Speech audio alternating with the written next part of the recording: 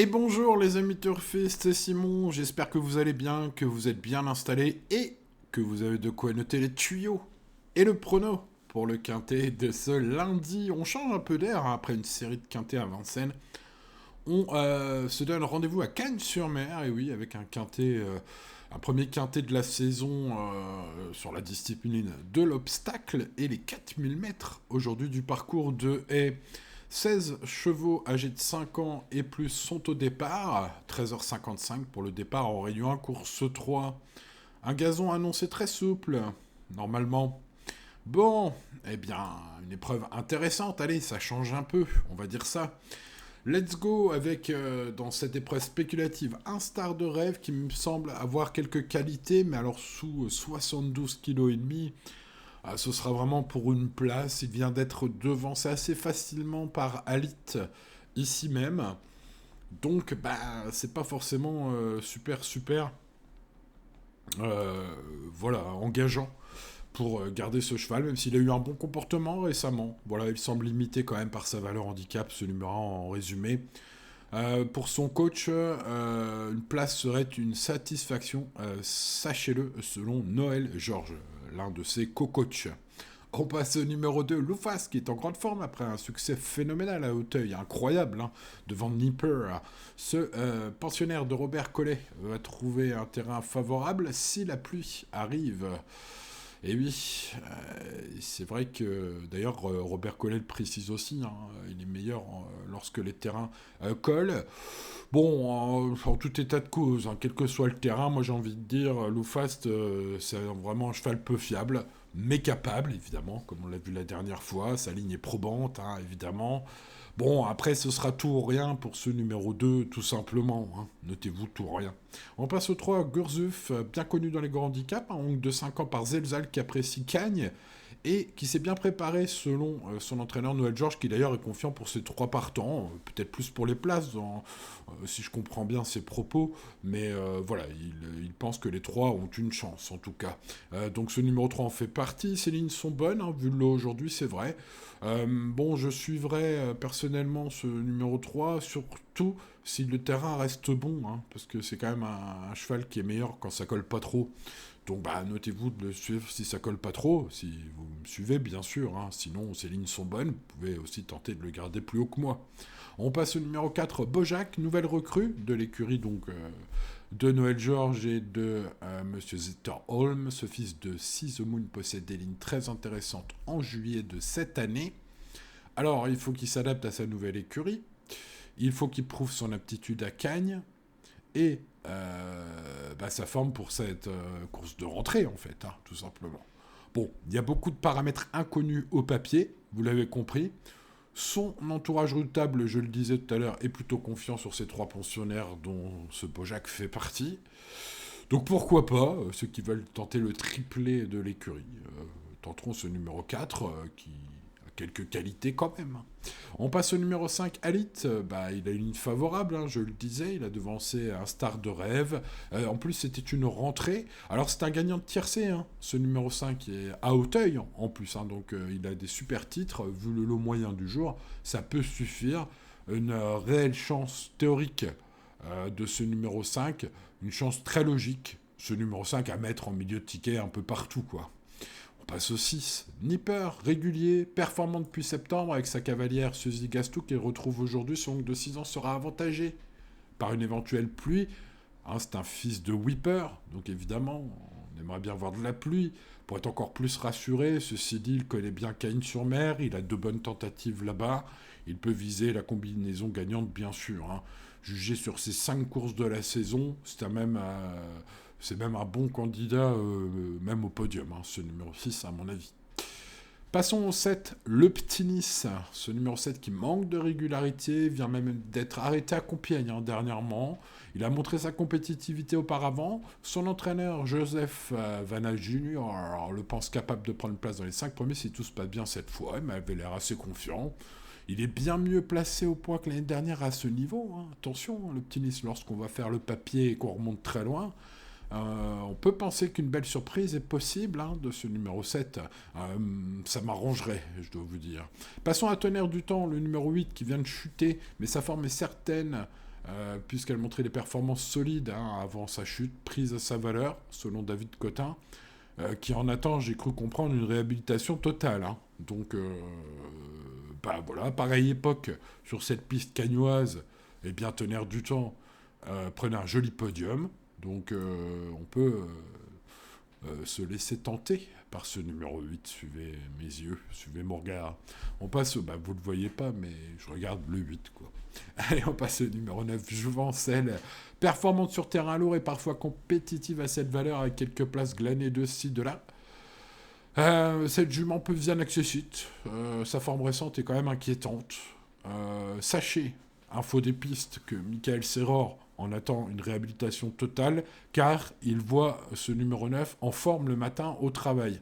Donc les avis divergent, que ce soit les pronostics de la presse, l'avis de Michael Serror ou le mien. Il y a du pour et du contre, faites le tri et gardez le bon choix. On passe au 10, Brick. Vu ses ultimes sorties, il semble s'attaquer à une tâche ardue ce lundi. Il aura des engagements plus favorables à venir. Alors je suis pas très chaud car il faut remonter à janvier 2022 et c'était à Pau pour retrouver une bonne perf de Brick, mais c'était une super perf, c'était une victoire de Quintet. Donc voilà, pour ceux qui remontent les performances au plus loin, janvier 2022, voilà, là il faut ouvrir grand les yeux sur ce numéro 10.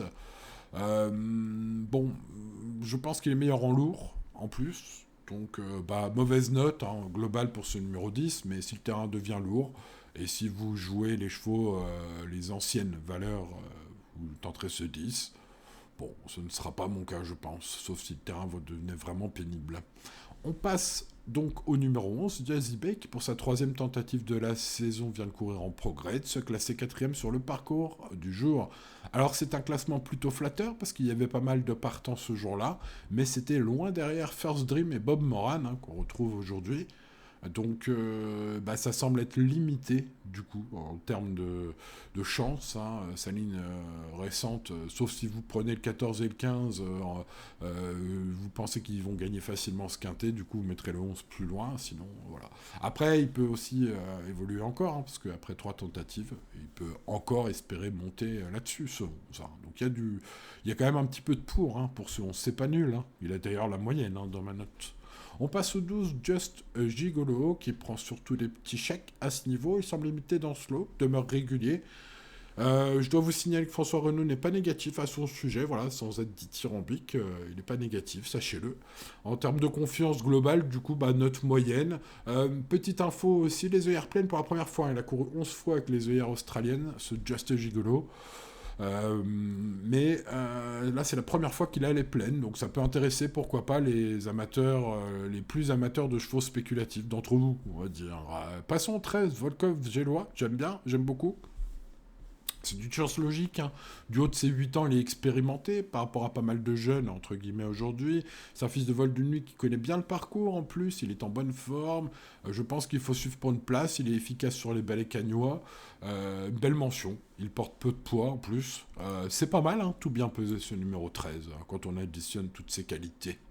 On passe au 14, First Dream, qui sur ce parcours vient de devancer 5 chevaux qu'il retrouve aujourd'hui. C'est pas rien. C'est une ligne, donc, qui, pour les joueurs de logique, est significative. Je fais plutôt partie de ce genre de turfiste qui aime quand même un petit peu prendre la logique au sérieux, on va dire. Donc, cette bonne perf attire l'œil, évidemment, bonne note pour ce 14 que je vais garder très haut. Le numéro 15, Bob Moran, est en grande forme vu sa 3e place du prix Belvédère, mais attention, c'était 7 longueurs derrière le 14. Donc il n'a pas fini à sa botte. Des progressions attendues par son expérimenté entraîneur, David Windriff, qui connaît bien Cagnes, donc c'est plutôt rassurant, annoncé sur la montante par David. Bob Moran peut jouer les troubles fêtes, si vous cherchez le bon petit trouble fête de ce quintet. Ça peut être un coup de folie à tenter, ce numéro 15, si la cote vaut le risque, bien sûr. Le numéro 16, Joli Foot Gué, est abandonné partout dans les pronostics. C'est vrai qu'il est décevant ces derniers temps. Il vient de rentrer sa rentrée ici même, en se classant seulement 12e. Bref, c'est pas terrible ces derniers mois. Mais notez qu'il a gagné sur cette piste lors du meeting hivernal 2022-2023, donc 2023-2024, donc l'année dernière. pour être précis, et que Mathieu Pitard, son coach, espère un rachat dans ce lot peu relevé selon lui. C'est peut-être une grosse info parce qu'il va vraiment être abandonné, ce 16. En tout cas, il est présent nulle part dans les pronostics, dans les 50 pronostics que j'ai vus.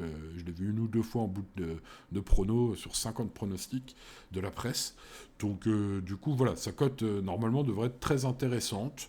Alors, elle est difficile à recommander, hein, vu sa forme récente. On pourrait même se laisser tenter pour le rayer, sauf que, bah voilà, il y a ces petites infos des pistes qui peuvent parfois se transformer en tuyaux incroyables, les amis. Bon, en parlant de tuyaux, passons justement aux 4 chevaux que je préfère. Ce lundi, mon cheval Pépite, c'est Tonnerre du Temps, le numéro 8, un cheval qui me semble plus solide, parce qu'il revient très bien placé au poids à Cagnes. Il compte des performances, et notamment une performance référence sur cette piste l'année dernière à pareille époque, significative. On va croiser les doigts pour ce numéro 8. Ensuite, il y en a un qui enchaîne les podiums comme d'autres enfilent les perles. Il s'agit de Nipper, le numéro 6, bien évidemment. Ça semble un très bon challenger et lui, il fera partie des favoris. Ça semble plutôt un bon favori. Pour un trio qui claque, les amis, vous cherchez un tiercé qui claque. Le 14, First Dream, me semble un choix plutôt intelligent, puisqu'il vient de devancer 5 concurrents qu'il recroise ce lundi. Donc c'est logique.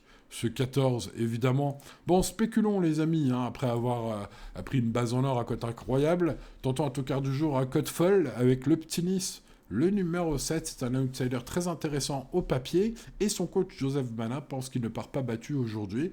Il ne part pas battu d'avance aujourd'hui, égard au lot pas forcément incroyable. C'est vrai que le lot est très ouvert.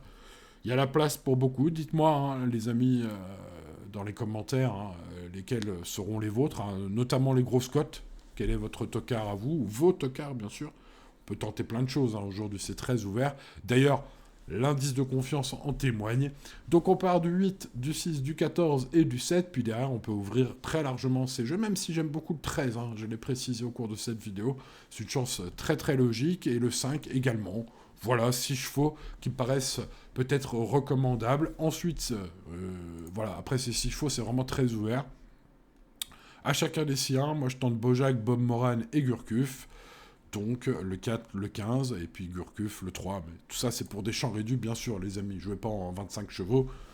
Ça vaut pas le coup, vu les rapports, quand même, qui sont limités lorsqu'on joue 50 chevaux. L'espoir de gain doit rester bon, donc on resserre les jeux. Pourquoi pas un champ réduit. Bien sûr, là, ça permet de mettre plein de chevaux dans le champ réduit, évidemment. Bon, l'indice de confiance, 3 sur 10, on l'a dit. Le regret en cas de non partant, le numéro 3, vous l'avez vu. Bon, voilà, c'est tout bon, les amis. Il ne me reste plus qu'à vous souhaiter bonne chance, vous dire de jouer raisonnablement comme tous les jours et tout ira bien, et de vous donner rendez-vous demain pour de nouvelles aventures, même à une chaîne, même pomme, les amis. N'oubliez pas le petit pouce, de vous abonner et d'activer la cloche, bien évidemment. Allez, à demain. On croise les doigts. Ciao, ciao.